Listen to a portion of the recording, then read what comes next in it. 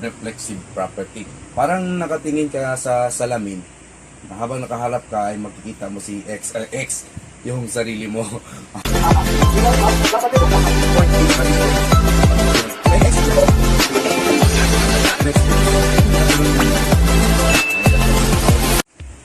So this is our topic, properties of equality and inequality.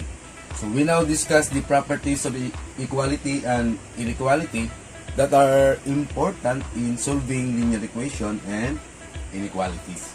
So first we have properties of equality.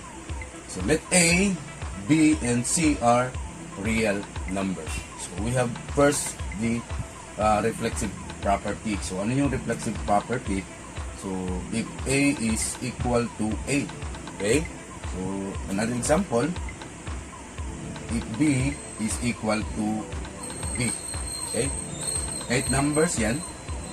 If 7, that is equal to 7. Reflexive property. Parang nakatingin ka sa salamin, habang nakaharap ka ay makikita mo si X, yung sarili mo. Okay? Parang reflexive property. Okay? So, number 2, we have symmetric property. So, if A is equal to B, then B is equal to A. Parang mga kabaliktaran lang. Okay, another example, if 2 plus 3, that is equal to 5, then 5 is equal to 2 plus 3. Okay? Parang binaliktad. Okay, another one, if 20 is equal to 4 times 5, okay, then 4 times 5, mayroong X or wala, pwede ha? 4, kahit nga that, pwede yan. 4 times 5, that is equal to 20. Parang binaliktad lang. Okay? So, let's have another example ng properties of equality. Okay, another one, we have transitive property. So, ano yung transitive property? If A is equal to B and B is equal to C, then A is equal to C. Parang yung nagpaikot-ikot yung block. Okay?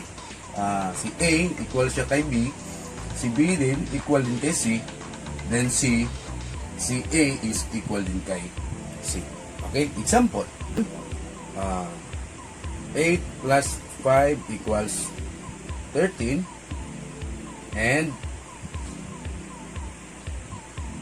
13 equals 6 plus 7, di ba? 13 din yan. Then, 8 plus 5 equals 6 plus 7. So, parang nagpaikot-ikot na yung tatlo. Okay, nakuha yung transitive property. Another one, number 4, addition property. So, if A is equal to B, then A plus C equals B plus C. Parang nag-add tayo sa left member of the equation ng C at nag-add din tayo sa right member of the equation ng C. Okay, ganito po ito. Example, ito yung equation natin. X minus 4 equals 9. So, if X minus 4 plus 4, nag-add tayo dito sa left member ng 4, equals 9, mag-add din tayo ng 4 sa right member. Mag-add din tayo ng 4 sa right member of the equation. Okay? X minus 4 plus 4, ito yung left member. Sa right member, si 9 din, nag-add din tayo ng 4 sa right member of the equation. Ito yung ibig sabihin ng A equals B, then A plus C, nag-add siya ng C sa left member of the equation. Si B din, nag-add din ng C sa right member of the equation. Okay, another one, number 5, subtraction property. Okay, if A is equal to B, then A minus C equals B minus C. Nag-subtract din sa left member of the equation ng C, nag-subtract din sa right member of the equation ng C. Okay? Kung ito yung equation natin, we will use Y ayoko na kay x. We will use y plus 5. Ito yung equation natin equals 10. Halimbawa lang ha, ito yung equation natin. So, dito sa left member, y plus 5 minus 5. Mag-subtract tayo ng 5 sa left member of the equation. Dito rin sa right side na 10, mag-subtract din tayo ng 5 sa right member of the equation. Intindihan? Okay? Y plus 5 minus 5, nag-subtract tayo dito sa left. 10 equals 10 minus 5, nag-subtract din tayo dito sa right member of the equation. If A is equal to B, then A minus C, nag-minus tayo C sa left, si B din, nag-minus din tayo ng C sa right. Ako ha? Okay, dito na tayo sa number 6, multiplication property of equality. So, dito po sa multiplication property, if 4 times 6 is equal to 24, then 4 times 6 times 3.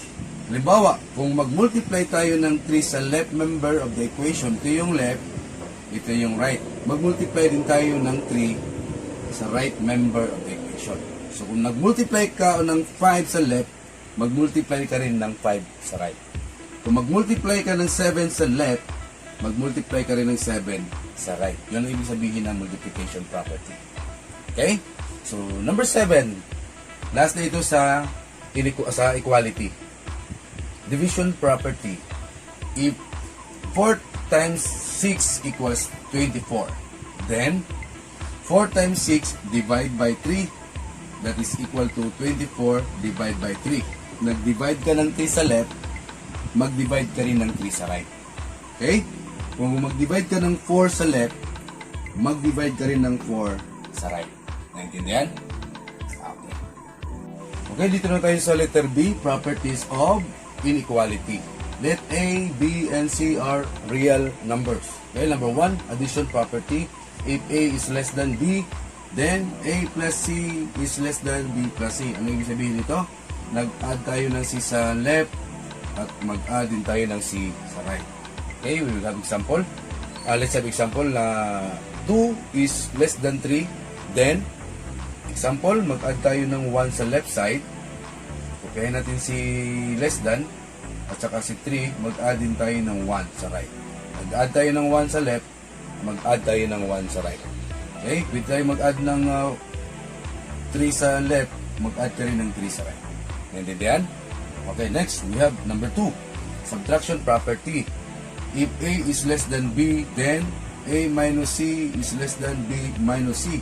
Nag-subtract tayo ng C sa left, nag-subtract din tayo ng C sa right. Example, if 2 is less than 3, then 2 minus 1, nag-subtract tayo ng 1 sa left side, is less than 3 minus 1. Saan galing yung 1, sir? Example lang yan. Hindi tayo mag-subtract ng 3 sa left, mag-subtract din tayo ng 3 sa right. Kuha? If A is less than B and C is greater than 0, ibig sabihin, ang C ay mas malaki pa kaysa 0. Yung mga 1, positive 1, positive 2, positive 3, etc. etc. Then, A times C is less than B times C. Nag-multiply siya ng C sa left, nag-multiply din siya ng C sa right. Okay, example niyan, ito. If 2 is less than 3, then, okay, si 2 mag-multiply ng 2 sa left, okay, same pa rin ang kanyang sign, less than pa rin, mag-multiply din siya ng 2 sa right. Okay? Multiplication property of inequality. Ngayon, ito, if A is less than B, tingnan, and C is less than 0, ibig sabihin, yung C ay mas maliit compare natin sa 0. Mga negative 1, negative 2, negative 3, negative 4, etc. etc. Then, A, multiply siya ng C sa left, pero yung less than, nagiging greater than. You have to change this one. Basta, C is less than 0. Okay? Yung B naman, nagmultiply din siya ng C sa right. Okay, example. If 2 is less than 3, then, ito yung pangalawa ha, yung C is less than 0, yung mas malaki yung 0 or mas maliit yung C, compare natin sa 0. Or mas malaki ang 0. Mga negative 1, negative 2, negative 3, etc. Okay? So, kung mag-multiply ka ng negative 2 sa left side, take note, nag-change yung sign niya dito or yung inequality symbol. Ibig sabihin, hindi na siya less than, but greater than na siya. Greater than 3 times negative 2. Nag-multiply ka ng negative 2 sa left, nag-multiply ka rin ng negative 2 sa right. Pero we have to change the inequality symbol. Intindihan? Paita. Okay, let's proceed to division. Okay, let's have division property, our last example. Division property, if A is less than B, then C is greater than 0. Ibig sabihin, mas malaki yung C compare natin sa 0. Mga 1, positive 1, positive 2, positive 3, etc. etc. Then, A divided by C, less than, same pa rin ha, B divided by C. Nag-divide siya ng C sa left, nag-divide din siya ng C sa right. Example, if 2 is less than 3, then, okay, halimbawa, 2, mag-divide siya ng, halimbawa lang na 4, mag-divide siya ng 4 sa left, same pa rin yung symbol niya, mag-divide din siya ng 4 sa right. Yan ang ibig sabihin ng division property. Dalawa kasi ito eh. Kung kung C is greater than 0. Okay, dito tayo sa less than 0. If A is less than B, then, A less than B and C is less than 0. Ibig sabihin, mas malaki yung 0 compare kay C. Yung mga negative 1, negative 2, negative 3, negative 4, etc. etc. Then, A divided by C and yung symbol niya na less than, magiging greater than na ngayon. Nag-divide din si B ng C. A divided by C greater than, nung sa naman B divided by C. Ulitin ko lang, para maayos. A over C or divide by C is greater than B over C or B divided by C. Nag-divide siya ng C sa left, nag-divide din siya ng C sa right. Pero, yung inequality symbol niya is greater than na. Kanina, less than. Okay, example. If 2 is less than 3. Okay, then, okay, mag-divide tayo ng 4 ha. Negative 4. Kasi less than tayo eh. 2 divided by negative 4. And we have to change the inequality symbol na less than magiging greater than. Sa right side din, si 3, mag-divide din tayo ng negative 4. Nag-divide tayo ng negative 4 sa left, nag-divide din tayo ng negative 4 sa right. But we have to change the inequality symbol, which is the greater than.